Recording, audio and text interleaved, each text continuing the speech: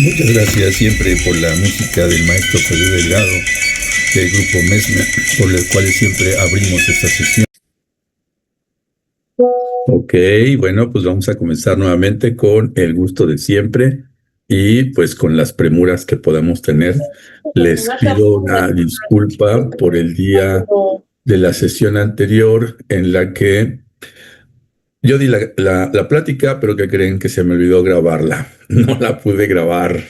Así de que, pues bueno, ya tendremos oportunidad de volver a hacerlo, pero esta sesión no podría dejarla escapar porque nos las comparte Francisco Lucio, que va a estar muy bueno. Así de que nos trae un gran tema y pues todos los micrófonos son suyos. Muchas gracias. Gracias, Alex. Gracias por toda la gestión que implica que martes con martes estemos aquí reunidos, y sobre todo gracias a quienes asisten, ¿no? A todos, ¿no? Sean que pertenezcan a familiares de alguno de los muchachos que están internados o que hayan estado en su momento, o a quienes simplemente por el gusto de conversar, de escuchar o tener un foro para platicar sobre diferentes aristas que tú nos has ido motivando, Alex, se convierta esto en un tratamiento 360 grados. Entonces, hoy el tema que propuse tiene que ver con el código de ética y derechos humanos hablando del sitio, en el centro de tratamiento Un Motivo. Y bueno, hablamos de los conceptos, pues a lo mejor suenan, no sé qué tan presentes puedan estar en algunos de ustedes, bueno, más bien en ustedes, no sé qué tan presente pueda estar en los términos. Creo yo que ha ido tomando un realce en los últimos años. Y bueno, si nos vamos un poquito al origen, tanto histórico como de los términos, quisiera comentar, ¿no? Algo que por ahí rescaté. Primero, el concepto como ética, eh, mencionar que viene de un origen de la palabra griega ethos, así y sin entrar demasiado al origen ni a su contexto o hasta su interpretación filosófica. Ethos nos aparece o nos marca que significa costumbre, significa conducta. De hecho así también lo denomina la Real Academia de la Lengua, la Real Academia Española, perdón, y lo relaciona desde luego ya como concepto ética, directamente con la moral, que es la forma en la que nos comportamos las personas en un medio definido. Y luego, así lo dejamos hasta ahí, o hasta ahí me gustaría dejarlo, en la parte del análisis del concepto ética. Y luego la parte de derechos humanos, en donde, bueno, como concepto es realmente joven. De hecho, en la Constitución de 1917, que es la que nos rige actualmente como país, hasta 2011, lo que ahora conocemos como derechos humanos era considerado o estaba conceptualizado como garantías individuales.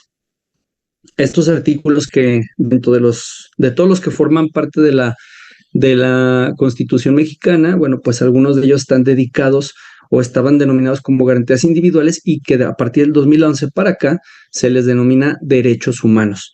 Y estas garantías individuales o derechos humanos, ya en su evolución, pues bueno, tiene que ver con todo, están divididos por etapas o por generaciones, que a lo mejor de pronto diremos, y que tiene que ver la ética y los derechos humanos en un contexto como un anexo, o un centro de rehabilitación, o llámese una clínica de desintoxicación, en cualquier categoría, ¿no? Porque al final es en donde o en donde yo quise ubicarlos para la sesión de esta noche.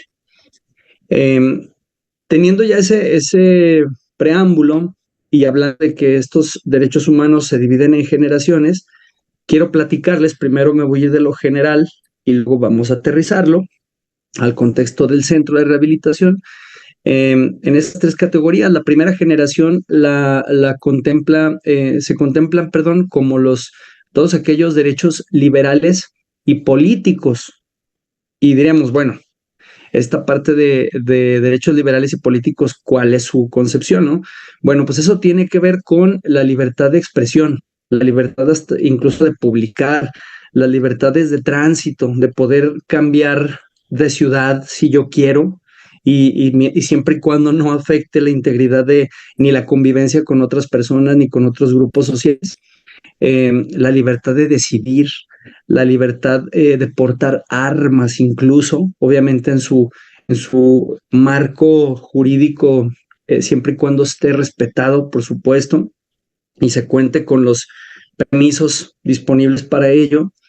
Las libertades de tipo asociación.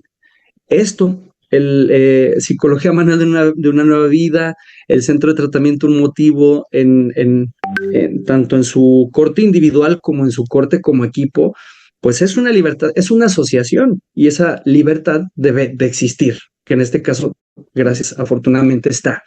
Pero dijimos en términos políticos, si yo quiero, yo puedo libremente afiliarme a un partido político, compartir una ideología de cualquier tipo y con ese iniciar movimientos, pues con un color, ¿no? Que digo, aquí en nuestro país, pues bueno, en nuestro país y en otros países, pues lo más claro son los partidos políticos como tal, con ideologías, algunos defendiendo una causa, otros trabajando por otras causas más, como en nuestro caso, y esa libertad de asociación a eso se refiere. Además de la seguridad, otro concepto sería de esta primera generación sería la seguridad jurídica, tener la certeza de que yo, en cualquier que sea mi condición de presunta inocencia o presunta culpabilidad, también tengo el derecho a respaldarme por una figura, en este caso, pues lo más puntual sería una representación de un abogado, por ejemplo, tanto si soy yo, en este caso Lucio, como persona física, o entidad moral, ¿no? Una institución, una empresa, cualquier organismo que agremie o que represente pues una institución como tal. Luego, en esta parte de los derechos humanos viene una segunda generación que tiene que ver, o lo podríamos llamar, como los de carácter civil o político, que son todos aquellos derechos relacionados con nuestro trabajo o con poder tener una actividad económica con la cual obtener recursos para subsistir. Derecho a la educación, educación pública, por supuesto, que bueno, ya si hablamos de la cobertura del gobierno, que de hecho es el gobierno el ente responsable de garantizar el cumplimiento de los derechos humanos, y que bueno, si nos vamos en una posición crítica, pues bueno, es un hecho que en muchos puntos no cubre la expectativa que como ciudadanos deberíamos exigir, ¿no? Recuerden que lo estoy hablando de una manera muy panorámica, muy abierta, muy general, y luego nos vamos a ir a la parte del contexto de los centros de rehabilitación y en particular del centro de tratamiento Un Motivo. Luego viene la parte de la tercera generación de los derechos humanos, en donde ya habla de la internacionalización. Todos estos organismos como la Corte Interamericana de los Derechos Humanos, toda esta parte de recomendaciones que se emiten incluso a países en situaciones de crisis como Venezuela, por ejemplo, que ha recibido bastantes, incluso el presidente de los Estados Unidos en varios momentos ha recibido recomendaciones de organismos defensores de derechos humanos, que al final es su papel, ¿no? Si nos vamos al tema local, el tema nacional, pues aquí contamos con una Comisión Nacional de los Derechos Humanos y luego los estados, hablando específicamente de Calientes, pues tiene o cuenta con su Comisión Estatal de Derechos Humanos, que son estas entidades paraestatales que de alguna forma pertenecen al sistema público al que cualquier ciudadano podríamos acudir, bueno, deberíamos acudir en dado caso de que detectemos que alguna situación está siendo violentada, ¿no? En este tema. Y a veces no sabemos a lo mejor cómo ubicarlos, pero justamente una plática, un espacio como un conversatorio como este puede ser útil para darnos cuenta que probablemente estos derechos pueden estar siendo violentados y no nos estamos dando cuenta. Si son así de general, eso es un tema así de general, ¿qué pasa cuando hablamos de un contexto con un carácter probablemente más delicado como el manejo de centros de rehabilitación, de carácter residencial, como en este caso es el centro de rehabilitación nuestro, y que bueno, dirán a lo mejor ustedes como familiares, ¿qué caso tiene o como por qué analizaríamos este tema, tanto el de ética como el de derechos humanos, en un contexto de rehabilitación? Pues bueno, digo, las noticias de situaciones críticas en centros de rehabilitación, donde incluso han llegado a ser pasajes o momentos de violencia extrema, como en algunas ciudades, en Guanajuato, por ejemplo, en donde incluso hace algunos años llegaron a pues acabar ahí con la vida de varias personas, de varios internos. Y luego en otra escala, pues el maltrato, la violencia física, la violencia psicológica y tantas cosas y historias de miedo que podemos platicar, que conocemos, que a lo mejor alguien nos contó, que vimos en algún medio publicado, pues son la base de por qué un tema como este vale la pena que platiquemos. Y hoy, Alex, Carmen, Rosa María, Mario, una de las razones por las cuales elegimos comentar este tema fue precisamente para poder, no para establecer ni decirles tal cual está nuestro código de ética. Así le puse, pero no es lo que pretendemos comunicar. De hecho, hoy vengo con una visión más abierta a de alguna manera ventanearnos, a de alguna manera exponer un poco de lo que en el centro de rehabilitación hemos vivido a manera de errores, si lo queremos llamar así, de los cuales también hemos aprendido. Y ya hablando de estos, pues quisiera encuadrar algunos, ¿no? Les voy a platicar a manera de anécdota algunas situaciones que nos han pasado en donde, pues bueno, digo, si estamos hablando de errores y hay aquí personas que tengan alguna de las personas de su familia internada con nosotros, bueno, pues la intención es muy clara, ¿no? De alguna manera decir que pues al final todos aprendemos todos los días y hay que darlo, pues poderlo mejorar. Lo que no se mide, lo que no se señala, pues no se puede tener como un punto de vista. Ese es el objetivo de hoy compartirlo con ustedes. Dentro de los derechos humanos perdón, dentro del código de ética, me aparece por aquí un mensaje que mi señal de internet es inestable, espero que no estén teniendo problemas para escuchar y ver. Dentro de este cuadro de ética bajo el cual nosotros de manera particular trabajamos, existen algunos documentos o puntos que sí o sí debemos cumplir por normativa, porque las diferentes autoridades que nos supervisan nos solicitan y porque deben existir, ¿no? Debe haber una serie de documentos y de información asentada para poder revisar cualquier tipo de auditoría, revisión o, en el peor de los casos, alguna situación que se tenga que afrontar, ¿no? Para aclarar, por ejemplo, aquellos aspectos éticos o que ya implican un marco ético de impacto interno son la existencia de un reglamento. Si aquí hay familiares, les sonará, familiares me refiero que hayan tenido, que tengan alguna persona internada con nosotros, bueno, sabrán o recordarán que el reglamento interno es un documento que se les da a firmar, se hace de su conocimiento para que conozcan todo, desde la hora en la que los internos se levantan hasta las obligaciones que tienen ellos para poder operar su día a día, las horas de aseo, el orden que debe existir en sus pertenencias, hasta el número de prendas que deben existir por usuario, ¿no? Algo tan básico que al final, si recordamos lo que yo comencé explicando, es que la palabra ética viene o significa esta serie de costumbres o de comportamientos y conductas bajo las cuales nos regimos, y que si alguna de ellas no se respeta, evidentemente de manera eventual va a afectar a alguien más. Y entonces, digo, si recordamos al expresidente Benito Juárez, una de sus frases célebres es esa, ¿no? El respeto El respeto al derecho ajeno es la paz. El respeto entre los individuos como entre las naciones, el respeto ajeno es la paz. Pues aquí también aplica, ¿no? De ahí que lo hable desde la parte general a lo específico.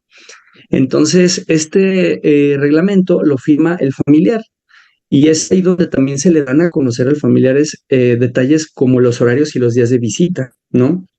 Entonces, estamos hablando de cuestiones de marco ético a nivel interno. Otro más es el documento del consentimiento y solicitud de traslado.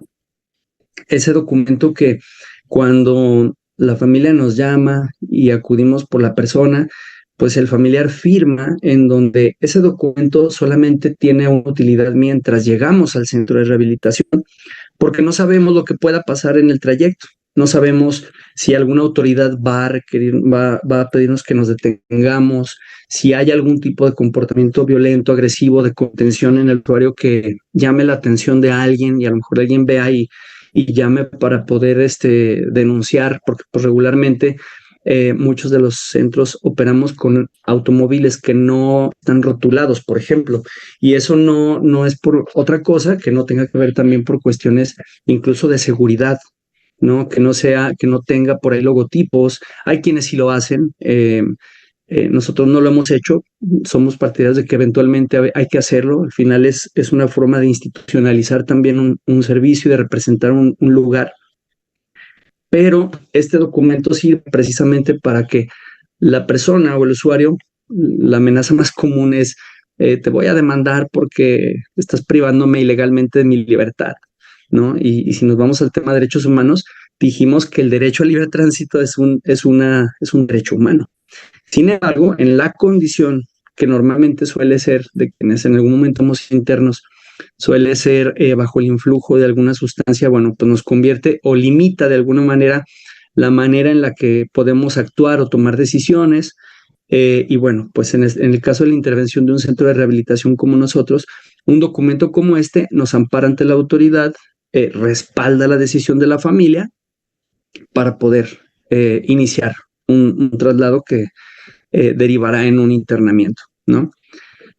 Si alguien tiene alguna duda o algún comentario, dígamelo, hágamelo saber. Y bueno, pues yo aquí quisiera mencionar, como dije, este espacio yo lo quise dedicar a, de alguna manera, ventilar algunas situaciones que nos han pasado como a manera de error, ¿no? Se nos ha olvidado el reglamento, como quiera se puede firmar en otro momento, pero el consentimiento y la solicitud de traslado de pronto se nos ha olvidado. Ha habido momentos en los que en alguna, pues la situación nos agarra de noche, de madrugada, eh, bajo situaciones de riesgo, en donde la persona llega a tener armas o algún objeto con el que puede causar daño. Y entonces de momento, a veces la hoja se nos ha tirado en el camino, en lo que bajamos, en lo que vamos, el folder queda por allá, y resulta que a veces hacemos traslados sin ese documento respaldo que probablemente incluso la familia ya pudo haber firmado, ¿no? Y que obviamente generar un problema y sin embargo, bueno, pues es una cuestión de comportamiento ético institucional, ¿no? De modo, a veces sale de las manos, habrá otras maneras de acreditarlo. En ese caso no tuvimos algún inconveniente porque no fuimos requeridos para comprobar el traslado por nadie, pero algo que con lo que contábamos o con lo que contaban, porque yo no iba, era que pues al final los muchachos llevan su gafet, ¿no? También y que en algún momento eso puede ser un elemento que sustituya un error como el que tuvimos en ese momento, ¿no? Otro punto importante es el expediente. El expediente que abrimos de cada usuario, pues es la prueba de todo lo que va realizando el interno en cuestión de atenciones de profesionales, yo les hablaba de una situación que en el caso del expediente puede ser algo tan simple como que se desordene, algo tan simple como que nuestros profesionales, como son el médico, la psicóloga, de pronto no tengan al momento, no hayan generado porque la impresora no funcionó, porque no hubo tinta, o sea, problemas simples, pero que incluso pues a nosotros nos impactan porque la revisión pues no suele avisar. La auditoría no suele avisar, por eso es auditoría, ¿verdad? Al final, la autoridad está facultada para que en el momento en el que se le ocurra o llegue algún tipo de observación o mil razones por las cuales puede iniciar esta auditoría, pues ese documento debe estar de un interno al azar, debe tomarlo y a ver, de fulanito de tal, pásame su expediente y debe estar al día, ¿no? Y situaciones tan básicas como esa puede, a nosotros como institución nos debe someter y mantener vigentes en un comportamiento ético, responsable, en el que muy, como les digo, de una manera muy simple y muy llana, podemos caer en inconsistencias, pero al final dirán, pues, ¿por qué nos cuenta esto? Yo lo hago y mi forma de plantearlo es porque al final, pues somos personas y una institución está hecha por personas y la cuestión ética, pues también está de alguna forma respaldada por reconocer que siempre hay situaciones y áreas de oportunidad y errores y todo es perfectible y al final creo que es importante que de una institución conozcan los riesgos y los retos a los que día a día nos enfrentamos, no solamente en la operación con los muchachos, ¿no? En la operación, en el compartimiento de actividades, en todo lo que implica su día a día, sino en la parte que como institución respalda, pero que hay una gran ventaja. A pesar del error, a pesar del riesgo, siempre tenerlo presente e identificar y reconocer nuestras situaciones en las cuales hemos tenido alguna observación, muchas veces generadas como ahorita por una autocrítica, una situación en la que nosotros mismos decimos, a ver, aquí está ocurriendo cosas que tienen que mejorar o que no deben volver a pasar, pues al final es una manera de nosotros también abrir la puerta y decir, esto somos, ¿no? Y esto es lo que, en lo que hemos reconocido que tenemos mucho por trabajar todavía.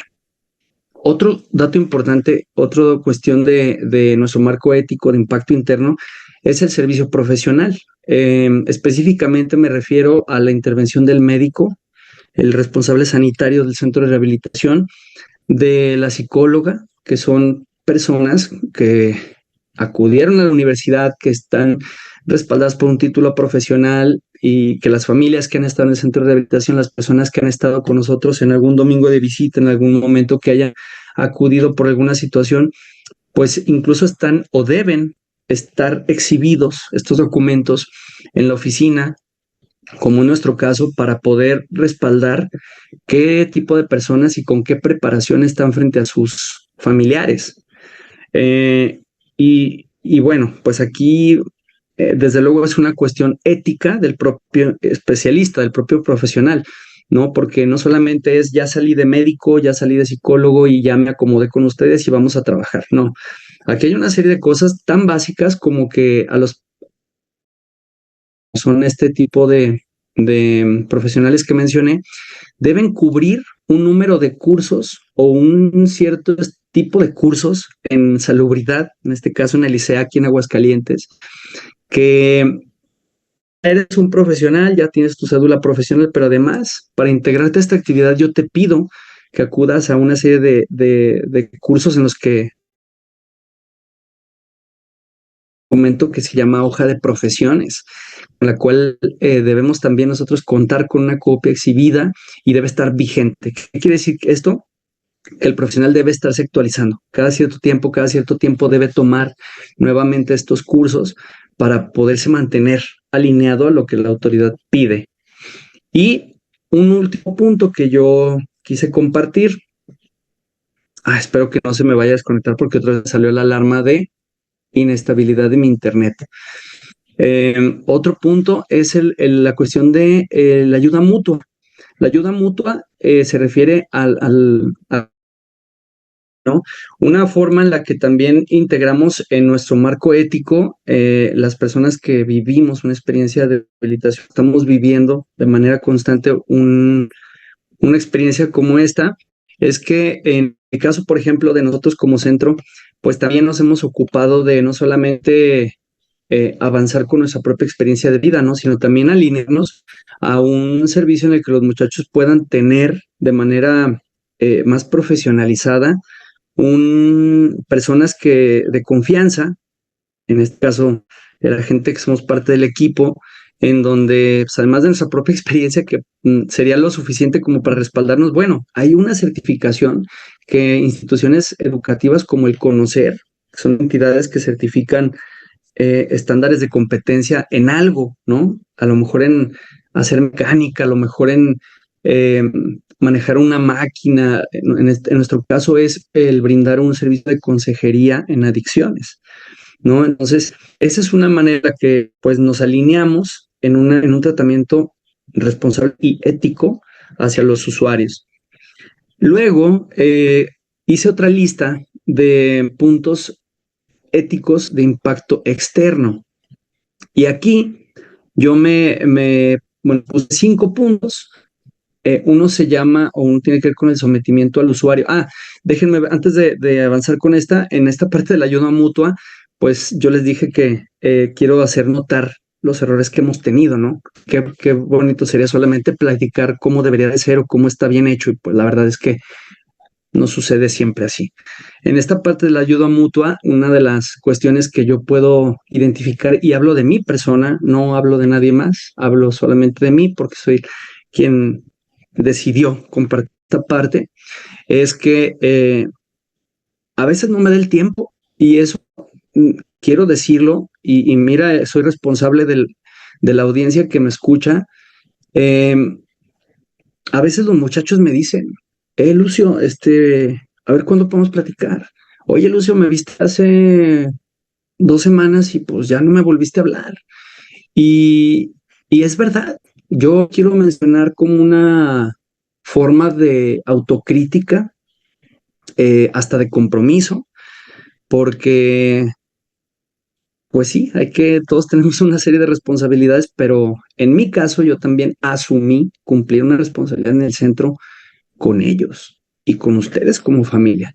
Y esta parte de la ayuda mutua, pues sí, muy bonito el documento ahí colgado, muy certificado, pero si nos vamos al seguimiento de a pie, a veces faltan muchos huecos.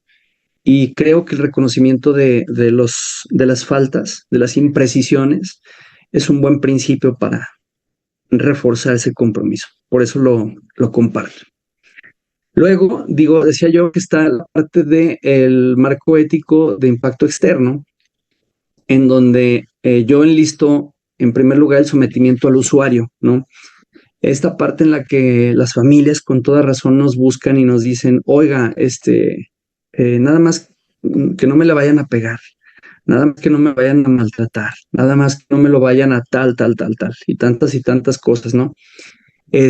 Cosa que pues, seguramente en mi familia también pasó así en algún momento, y pues, pasaría en cada hogar, ¿no?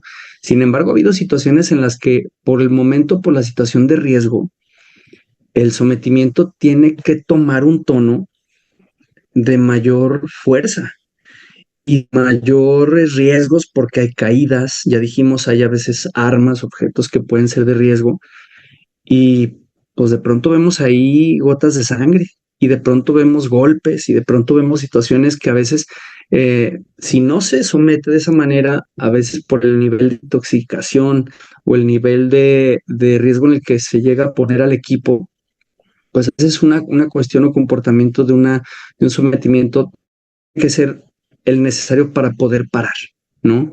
Y poder tomar control.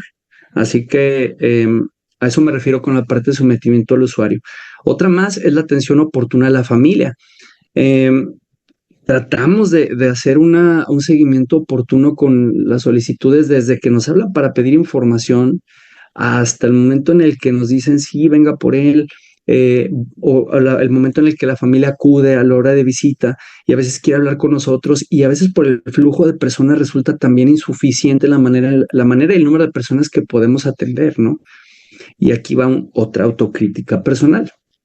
Ha habido momentos en los domingos especialmente, que es el flujo mayor de familias, en el que no siempre puedo cubrir el horario completo de la visita, y eso merma el rendimiento de la otra o las otras 2 personas que están en el centro en ese horario, y pues a veces la familia no tiene oportunidad de esperarse, ¿no? Y entonces nos ha tocado veces que la gente ni hace falta que nos lo digan, claro que nos damos cuenta, en el que la gente se va y pues seguramente va con esa idea de pues no pude hablar con tal o con cual persona de alguna situación específica que por ahí luego de pronto van quedándose como dudas, ¿no? O como puntos a comentar. Y por teléfono luego suele ser otra manera, pero siempre el teléfono es un medio más impersonal. Sin embargo, es una manera en la que de manera más práctica podemos dar seguimiento, ¿no? En lo personal, yo no tardaré a lo mejor más de 3 horas, a cuando mucho, en dar alguna respuesta, ¿no? Y para temas a veces, pues desde los más simples, ¿no? Desde saber si a algún familiar le falta un medicamento, hasta que llegó ayer y la familia tiene la necesidad de saber cómo amaneció hoy, ¿no? Y bueno, también nosotros justo con la idea de dar esa confianza, pues incluso decimos, ¿no? Porque a veces no, o sea, uno a veces dice, bueno, pues recibir un mensaje como sea, pero de pronto cuando multiplicamos por el número de familias, pues se puede volver una situación difícil de manejar y poco práctica, ¿no? Entonces, una de las maneras en las que decimos es, una vez que llegue y le notifiquemos que está ya en casa, no se preocupe, es el momento de descansar, es el momento de entrar en un grado de tranquilidad que no ha tenido ni usted ni el resto de la familia, y ahora el momento es, eh, si nosotros no le notificamos alguna situación, es porque en general todo va como se espera. Claro, detalles como que el síndrome de abstinencia y las situaciones de desintoxicación van a generar malestar físico, sobre todo si hablamos de un usuario alcohólico, en el que tarda hasta una semana o poco más en estabilizarse. No así con una persona que consume en su momento drogas duras, que a veces nada más con comer y dormir, básicamente, es como se va obteniendo cierta estabilización. Luego me brinco a la parte de monitorización del usuario recién llegado, ya lo abordé un poco, tiene que ver con este detalle, esta vigilancia 24 horas, en las que se contabiliza hasta el número de veces que va al baño, ¿no? Si habla dormido, si tiene movimientos o involuntarios, reflejos en su cuerpo a causa del daño, en su mayoría de las ocasiones, al sistema nervioso central, por ejemplo. Eh, Servicio externo y riesgo de fuga.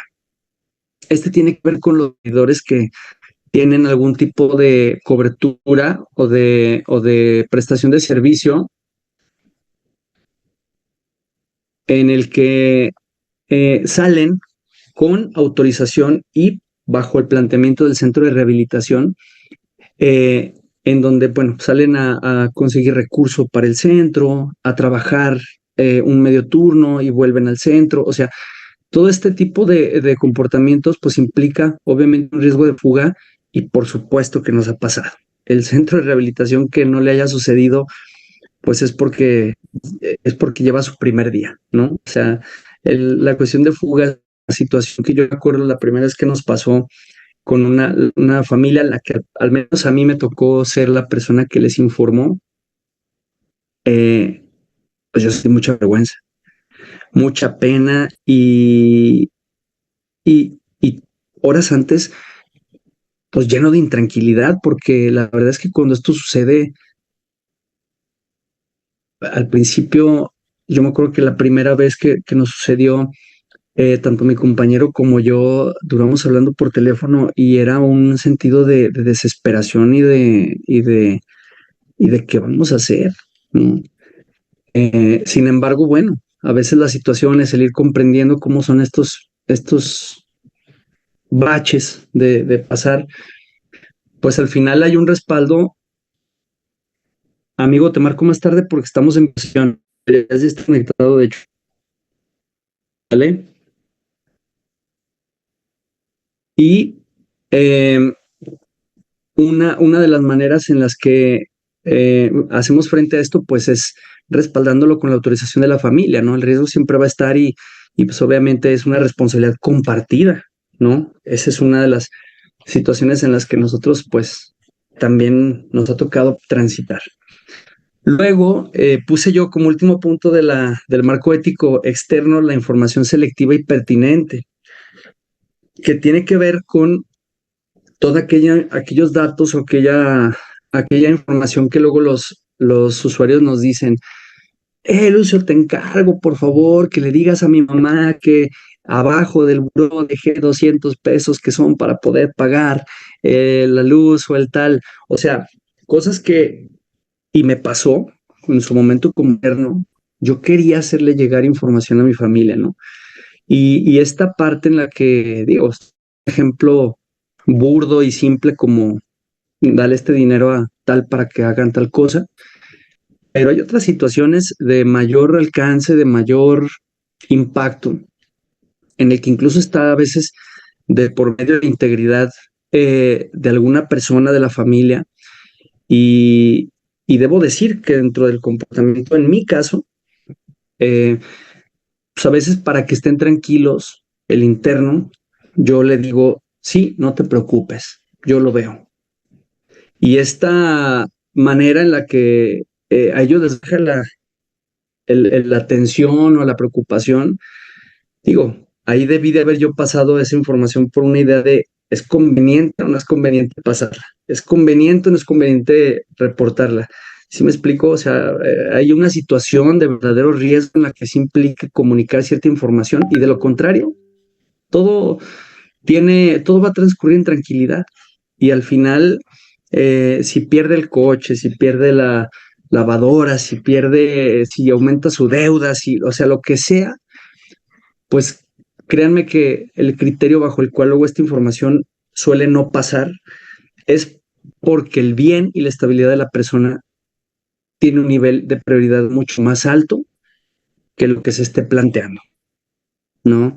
Ese sería un último punto que yo pongo en esta lista.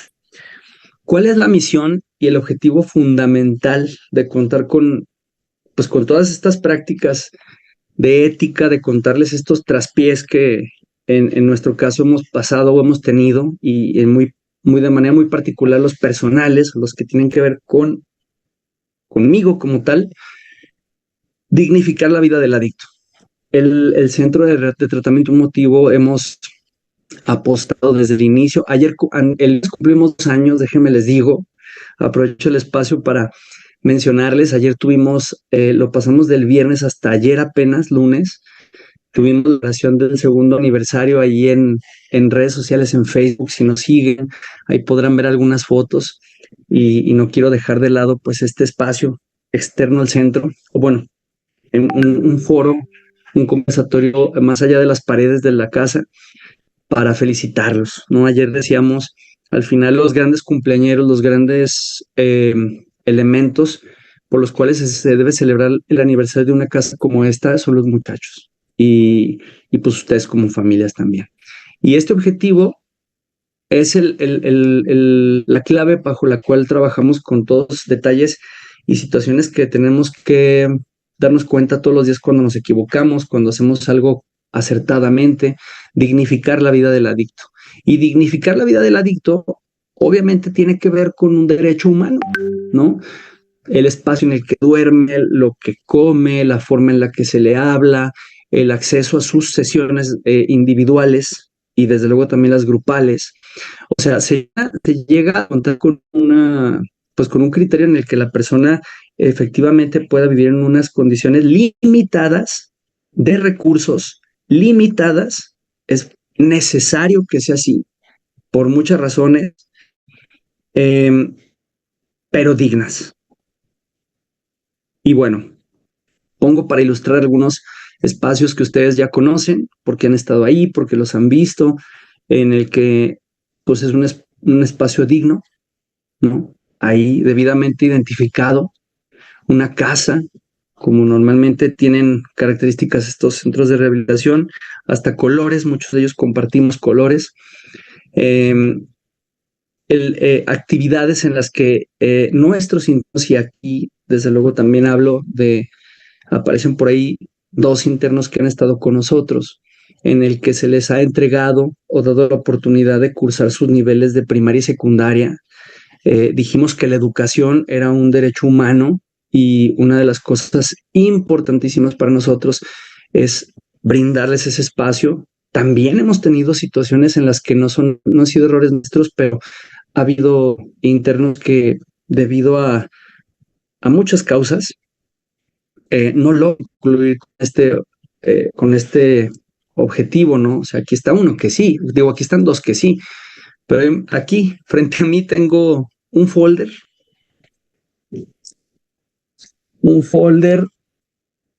con uno, dos, tres, cuatro certificados que no hemos podido entregar.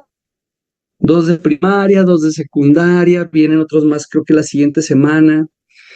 Ha habido gente que ha entrado a estudiar su prepa y que se ha quedado con una materia y por lo tanto no obtienen el grado. Hay gente que se inscribió pero ni siquiera empezó. O sea, también tenemos situaciones de habernos quedado en el camino, ¿no? Aquí pongo la que se logró, pero en el camino pues hay mucho por poner, ¿no? Y no solamente de parte nuestra, también de la familia, también del propio interno, pero justamente esas imprecisiones o esos errores o esos frenos en el camino son los que nos ponen en el carril para seguir intentándolo, ¿no? Con más. Pongo aquí otra foto, otra ilustración que tiene que ver con eh, pues el aspecto alimentario y al mismo tiempo ilustra uno de los talleres que tenemos todos los domingos con Laura. Se ve por ahí un libro. En su momento, Pilar González, periodista hidrocálida, en algún momento fue a presentarles y les regaló un libro a cada uno. Fomento a la lectura. Esta foto para mí es muy simbólica porque significa varias cosas en la misma imagen. Por eso la seleccioné para mostrárselas y mencionar también esta parte del derecho al alimento, no algo tan básico como el alimento digno. Las flores no creen que es una cuestión meramente decorativa, tienen un fin en el taller que Laura González, nuestra tallerista los domingos, hace cada mes. De hecho, lo tuvimos este fin de semana, en donde se hace un ayuno incluso, con un fin específico que si les queda la duda por qué, pregúntenles. Ellos les podrán decir por qué se hace eso o con qué intención lo hacemos y qué papel juega la flor en este taller. Se los dejo de tarea, pregúntenles. Y, y esta parte de que muestra espacios, dos de los espacios, uno de ellos el del lado izquierdo con un montaje de listo para las visitas, los domingos que tenemos esta actividad, no son no tienen los cubre sillas que vemos en las cenas de gala, y son las mesas con acabados y moteles que quieran ahí ser presuntuosos. Son mesas y sillas dignas, limpias, con el espacio que una familia requiere para sentarse y compartir. Y del lado derecho, el espacio en donde ellos duermen. Esta habitación todavía no, de hecho no está actualizada esta foto es de cuando, antes de que se ampliara la parte de arriba. Muestra de alguna manera lo que de manera muy puntual y en esencia, pues son las literas, los bunkes en donde duermen ellos y descansan, en donde pues sí, hay un colchón, a lo mejor no tiene por ahí alguna cubierta, pero son artículos limpios, son artículos en donde desde luego se lleva un programa de fumigación para evitar cualquier tipo de insecto o plaga. Y sobre todo, mencionar que esta protección de derechos humanos, así como para la sociedad en general, está a cargo del gobierno, pues así los derechos humanos en el centro, con todo y nuestros tropiezos, con todo y situaciones que yo les he contado aquí como manera de error, pues nos toca a nosotros también procurarlos, ¿no? Y sobre todo una serie de aliados como Alejandro, como cada tallerista que está con nosotros, como cada dependencia que aporta a través de algún contenido, información valiosa a los muchachos, pues cuidan de ellos, cuidan de estos derechos, cuidamos de alguna manera o pretendemos hacerles entender que todos somos merecedores de un trato digno en cualquier lugar.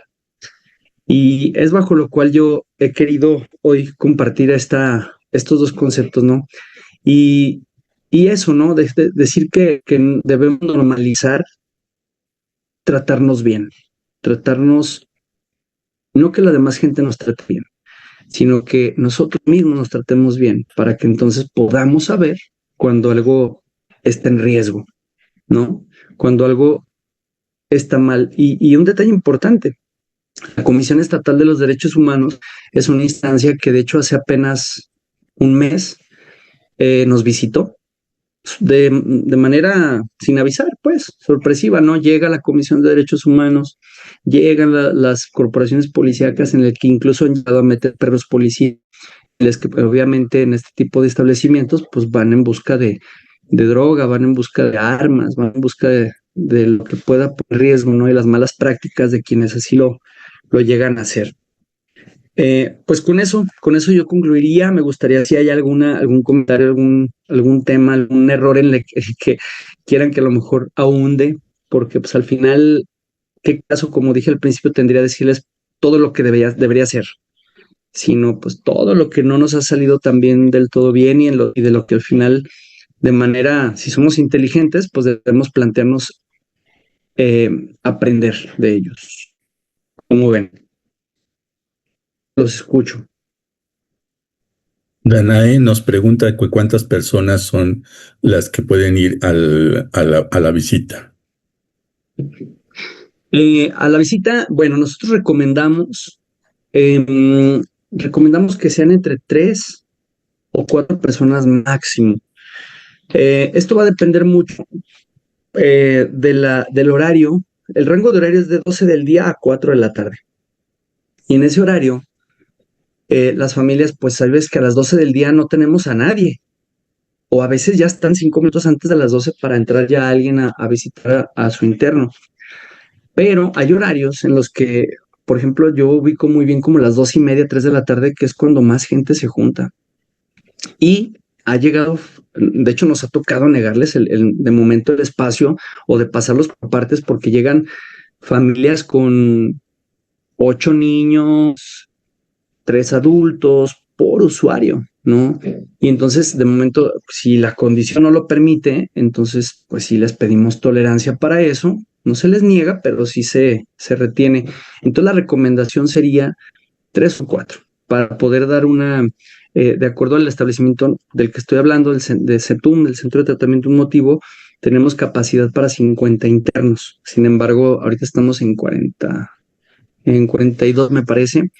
Y bueno, tomando en cuenta que muchos de ellos no reciben visita, pues a veces el número de personas que acuden de uno solo sí nos llena a veces una mesa completa, ¿no? Y cuando hay la condición, adelante, no pasa nada, pero cuando son varias simultáneamente, pues se vuelve un problema, ¿no? También, no un problema, pero algo más difícil de sobrellevar y hasta de comodidad también. Por ahí contesté a Dana, alguien. pregunta, Dana nos pregunta también qué pasa cuando una persona van a la visita y la persona que está en recuperación reacciona de mala manera, cómo intervienen o qué hacen. Ok. Am, a ver, dice, nada más voy a volver a leer para tener claridad. Ah, ok, ya. Bueno, claro que en esta parte habrá una situación en la que ustedes se habrán dado cuenta, no es el único centro que lo hace y por supuesto tenemos que echar mano de ello para poder monitorizar lo que pasa en cada núcleo de las familias o, o antenas. Sí, sí existen. No es un mito, es una realidad y es una cuestión de seguridad de todos. Em, no solamente porque llegamos luego a detectar situaciones en las que el adicto que somos o fuimos en algún momento em, expertos en manipular, eh, se llega a agredir a la familia, ¿no? Y pienso que eso se refiere con el comentario, si no, acláremelo y lo vuelvo a reubicar. Ana, si en dado caso se refiere a una cuestión en la que se agreda o se reclame de mala manera o incluso de manera agresiva o violenta, pues obviamente hay un momento en el que se detecta, se interrumpe la visita y hay mecanismos que se les llaman aplicaciones, que no son castigos, porque castigo pues, es una palabra de por sí ya invasiva y pues denigrante de alguna manera o sobajando, implica sobajar a alguien, en la que sí se requiere una cuestión de disciplina y le llamamos nosotros juntas de ayuda, que no es otra cosa más que una junta de palabras directas y puntuales, sin caer, ojo, sin caer a daños algún tipo de agresión psicológica, en el que la persona comprenda que lo menos que puede hacer con la persona o las personas que tuvieron que tomar el valor para tomar una decisión que a nosotros nos faltó, es respeto. Sin embargo, también nos topamos a veces con personas que defienden y abogan por el maltrato del propio interno. Pero es así como regularmente intervenimos en una situación como esta. Por aquí también Marta nos dice, mi sobrino entró la semana pasada, ¿qué día le toca la visita? Ok, Marta, en el caso de los protocolos de nuevo ingreso, el tiempo es entre 15 días y un mes. Este tiempo varía, este factor se debe a que hay una evaluación en la que nosotros como centro, su primera valoración psicológica, médica de alguna manera conocemos, vemos el punto de partida y detectamos si hay alguna situación de riesgo o que sea contraproducente tener un contacto inmediato. Nosotros valorarlo, ya veré yo el expediente de su familiar, pero podremos recomendarlo desde los 15 días si no hay otra situación o aplazarlo hasta un mes, ¿no? E incluso hay a quienes se les llega a prolongar por casos muy específicos y por razones muy particulares. Pero si no hay ninguna situación entre 15 y un mes, entre 15 días y un mes, podría haber el primer contacto. Esta parte del aislamiento en esa primera fase, quiero nada más, no lo preguntó, pero voy a puntualizar, tiene una razón de ser y es debido a que la situación y convivencia de riesgo y de situaciones que cada familia conoce, en un momento creció tanto que el primer punto, el primer paso del remedio es separar a la persona para que se desintoxique, para que asiente sus situaciones, para que comprenda y de alguna manera haga consciente lo que sucedió, ¿no? Muchas veces sí comportamientos o responsabilidades de quien es el interno, pero también muchas de parte de la familia. Rosa María por ahí también nos dejó otro mensaje que dice, mi hermano entró la semana pasada y padece depresión, ¿cómo le hace para el cual, ay, se me fue el mensaje, para el cual el medicamento toma y si se lo Por aquí podemos lo dar tengo. Uh-huh. o que lo vea Sí. el médico del anexo? Ok, aquí en este caso hay una cuestión con las personas que llevan alguna o que padecen alguna enfermedad crónica, como la presión o como diabetes, ¿no? Y es que si la persona, casi nadie llega con un tratamiento regulado, ¿no? O sea, si deberían tomar medicamento para la presión o para la glucosa, no lo tomaban, es la realidad. O si tomaban, bueno, el efecto realmente no era el mejor porque está combinado con otras sustancias, ¿no? Alcohol o drogas. Entonces, luego esta preocupación es muy común, pero también es la que de alguna manera deberíamos dejar a un lado, al menos en la primera etapa, porque lo primero es que la persona deje de consumir todo lo que le está haciendo daño. Y efectivamente, la valoración del médico que debe ocurrir en los primeros 10 días más o menos, debe hacer del conocimiento del médico cuando hay algún tipo de enfermedad. Si la familia, si la persona, porque puede ser que exista el caso, ya llevaba un control con su médico en una institución como el IMSS, el ISSSTE o algún médico particular, presenten el medicamento días después de que fue internado y se respalde con la receta. Muy importante, si no hay receta, no podemos recibir medicamento porque dentro de los criterios que Salubridad revisa, es que el centro de rehabilitación no debe resguardar medicamento sin el soporte para poder saber qué dosis y a qué usuario se le debe administrar. Entonces, es muy importante que si en el caso de familiar suyo, Rosa María, hay algún antecedente de tratamiento y receta, nos lo lleve.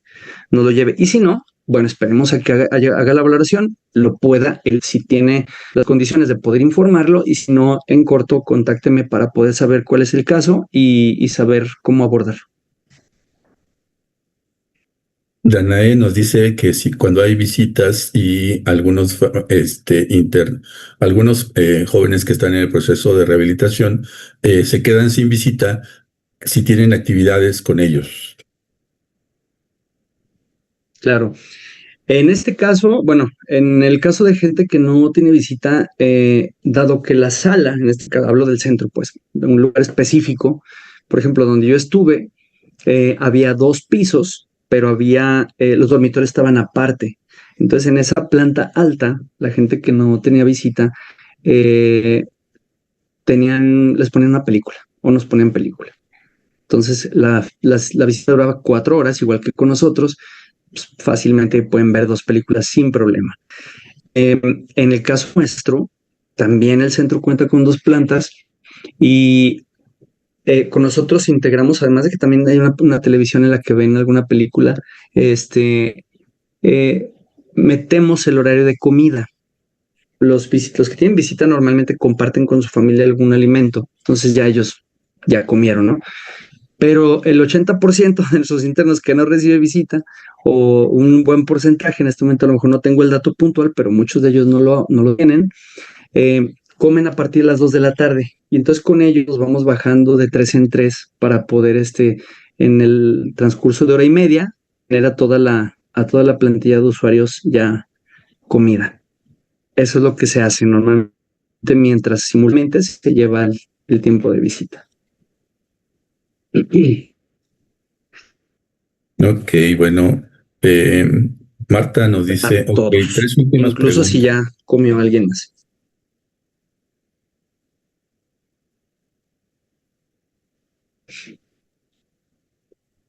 Ok, Marta nos dice, ok, 3 últimas preguntas. ¿Cómo es el medio de desintoxicación de los internos? Yo le llamo no internos, sino jóvenes en proceso de rehabilitación.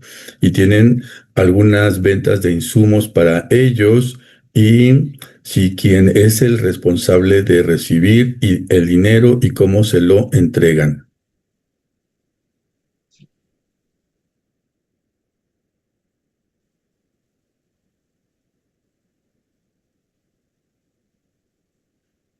Claro.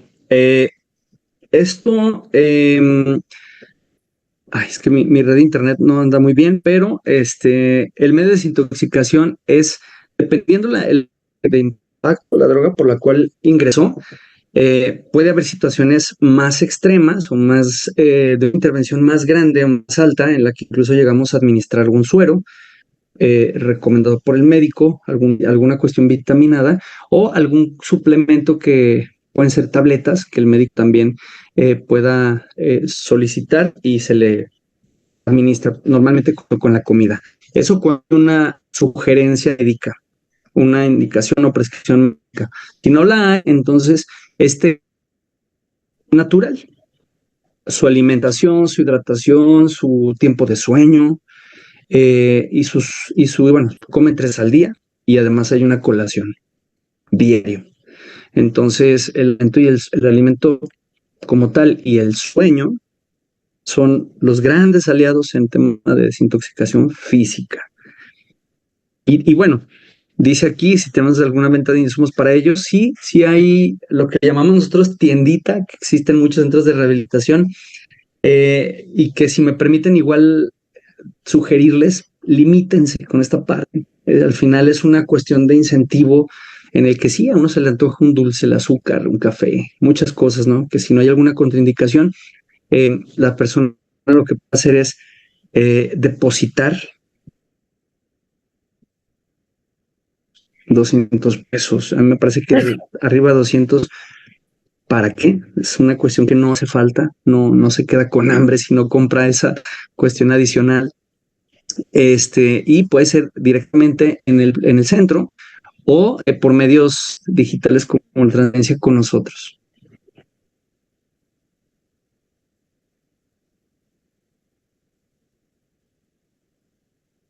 Bueno, pues hoy las preguntas fueron escritas todas. Qué curioso. Nadie, no sé si alguien quiere abrir su micrófono y preguntar alguna otra cosa más. Sí, ¿verdad? Oh, sí. Sí, quiero verlos. Ay, aquí que se me está. Sí, hablamos la canción, al final se trata.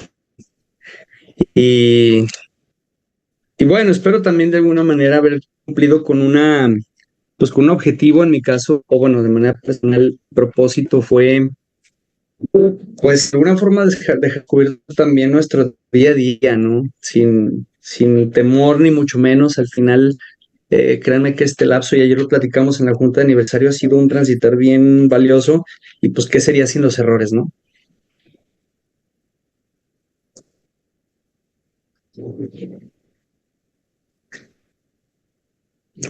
Ok, entonces, bueno, pues la verdad es que este Les movimiento que escucho. estamos Venga. trabajando. ¿Quién está hablando?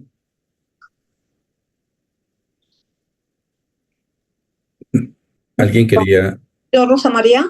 Adelante, adelante, adelante. Gracias, buenas noches a todos. Nada más agradecer la información que nos dan, porque bueno, por mi parte es la primera ocasión pues que mi hermana está en un anexo y obviamente tiene uno pues el miedo, ¿no? De lo que se escucha, de que los golpean, de que esto, de que lo otro. Entonces ya con esta información que ustedes nos dan, bueno, estamos viendo que en verdad lo que ustedes están haciendo es apoyar a los jóvenes adictos a superar esto y a ya tener un buen contacto con la familia, porque al final del camino, pues la familia también somos los que sufrimos junto con ellos. Entonces yo la verdad quiero felicitarlos por este centro que ustedes aperturaron y por los 2 años que ya cumplieron. Gracias. Gracias, gracias, muchas gracias. Bueno, yo en lo personal, buenas noches. Disculpen que apenas me estoy conectando porque pues ahorita estoy con una situación de un problema de mi pie, fracturas. Estaba con el médico, pero igual no quiero pasar desapercibido todo el apoyo que nos han brindado como familia. Yo en lo personal, lo único que tengo con el centro es agradecimiento. Llegaron a mi vida, a nuestras vidas, mis hijos y una servidora, en un momento muy difícil de nuestras vidas, donde a donde volteábamos todo era desolación, experimentación, y ellos rescataron a mi esposo. Me podría llevar mucho tiempo en estar comentando cada situación, pero me encontré con profesionales que sí están para escuchar, atender muchas formas de vida incorrectas que uno mismo tiene, porque cuando lo vives es cuando lo experimentas. Y no siempre las personas que se acercan son lo más correcto. Entonces, pues yo les felicito mucho. Mi hijo dice que que mi esposo va mejorando cuando yo sé que es un trabajo titánico para ustedes, pero muchas gracias por todo, muchas gracias por estos espacios que a veces no he sido muy pues una asistencia regular, pero no porque no me interese, o sea, son agentes que son externos que uno a veces, caray, estoy esperando desde horas y horas y yo cuando acordé hay otra situación, tal vez no más importante que pero Ay, Bayara. ojalá que que sigan más personas llegando con ustedes. La verdad, yo en la medida de lo posible siempre les hablo yo le digo la cliniquita de desintoxicación, para mí eso es, porque si tienen una atención integral. Aquí el reto tanto para mi esposo como para nosotros es cómo llevamos el día a día. Entonces, pues felicidades y qué bueno que llegaron a nuestras vidas. Y pues, perdón, también tengo problemas de garganta, pero aquí estamos. Muchas gracias por escucharme. Gracias, muchas Sí, gracias. Elizabeth, gracias. Un gusto saludarla. Por ahí ando en pabellón, déjele digo. Saludos para toda su familia. Gracias. Un abrazo. Buenas noches. Buenas noches. ¿Alguien más que quiera compartir o resolver alguna inquietud? Con gusto. Buenas noches, soy Carmen. Hola, señora Carmen, ¿qué tal? Pues muchas felicidades por su aniversario. Gracias porque no me invitó, ¿eh? Ay, sí, ya ve, tache. Andamos ahí con las fechas y con el carro, pero ya sabe que usted es bienvenida siempre también. Bueno, yo sobre el tema, yo quiero opinar, ¿verdad? No sé, comentar, opinar, no sé cómo lo tomen.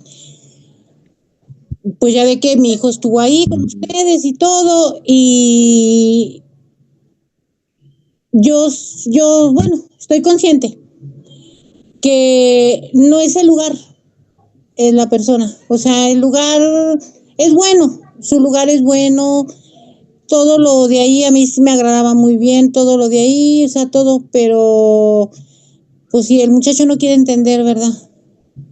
O sea, yo no voy a decir que es mal lugar, porque pues también mi hijo no, en ese momento que estuvo ahí ponía de su parte, pero pues ya se salió y pues ya no quiso poner de su parte, ¿verdad?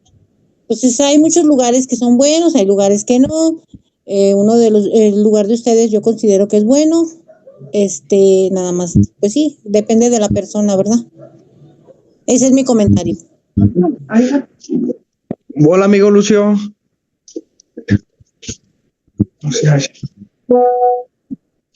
Hola, amigo Lucio. Buenas noches a todos. Hola, buenas noches. Soy Juan. Yo acabo de salir apenas un mes de ahí de centro de Normalmente no pude. ¿Mande? No, adelante, es que mi internet está un poco mal y les pierdo el audio. Ya no escuché bien a la señora Carmen, pero alcancé a escuchar el timbre de la voz de mi Juanillo. Sí, no. amigo, Sí, pues fíjate que yo le sigo echando ganas. Yo felicito a Centro de Tratamiento Un Motivo, a pesar de que pues no asistí al aniversario por motivos de trabajo. Le ando echando ganas y es un buen lugar en el cual pues me hicieron reflexionar, me hicieron valorar como la persona que el día de hoy soy. El día de hoy lucho por mi felicidad y más que nada la felicidad de mis padres. En lo primordial el estar bien yo, más que nada. Qué chido, mi Juan, qué chido, qué alegría escucharte. Hoy, si escuchaste la plática, hoy, pues de alguna forma yo me traje algunos. Yo estoy muy agradecido con todos ustedes, amigo Lucio. Que todo lo que no ha sido la mejor experiencia, de lo que no podemos reconocer como esa, pues también las transformemos, ¿no? ¿Cómo ves, amigo? Sí, chido, nomás amigo. que Gracias. me comentó Gracias. mi mamá. Nomás que andaba pues por lo mismo, amigo, que ahorita le ando echando ganas al trabajito y todo, y pues más que nada al salir adelante. El día de hoy, Sí, pues yo agradezco. Qué gusto, amigo, qué gusto y qué gracias orgullo. a ustedes, soy pronto. la persona que soy el día de hoy y veo las cosas de otra manera. Qué chido. Qué chido, amigo. Gracias de verdad por todo lo que me compartes, ¿eh? Y por todo lo que no, que yo compartí, pues ahí estamos en eso trabajando todos los días. Sí, como ves, amigo. Me da un gusto escucharte, amigo, y saber que estés bien. Sí, amigo, gracias. Gracias. Igualmente a mí también, ¿eh? Salúdame a tus papás y a Alma, por favor. A tus hermanas. Órale. Felicitaciones a Centro de Tratamiento del Motivo. Sí se puede. Gracias, amigo. Gracias. Te mando un abrazo. Sal, amigo, igual. Ya me dijeron que te vieron en misa, ¿eh? Ya me ¿Dónde? dijeron que te vieron por ahí. Alguien me dijo por ahí que te encontró en misa hace unos días. Sí, amigo. Qué bueno. Bien. Eso. Espero verte pronto. Sale, amigo, a ver que ya me eche una vuelta por allá. Sí, claro, ya sabes. Bienvenido siempre, mi Juan. Sí, amigo, gracias. Llevamos un pastelote, así que todavía debe dar para ahí una Ahí voy, porque rebanadita. me partes mi pedazo. Ya dijo. Gracias, estoy muy agradecido. Ahí estamos, amigo. Bendiciones. Estas son las grandes historias de éxito. Las Cuídate, mi Juan. Cuídate. Órale. Sí. Gracias. Las historias que escuchamos son esas historias de éxito en donde podemos reafirmar cómo este modelo 360 al cual apuesto es el que debe de tener ese acompañamiento, tanto para las personas que están en el proceso en la dirección del grupo motivo, como para las personas que están en el proceso de rehabilitación, como para las personas que están afuera esperando a su familiar, y que esto, pues, es justamente lo que estábamos tratando de hacer, que tengamos estos por todos lados.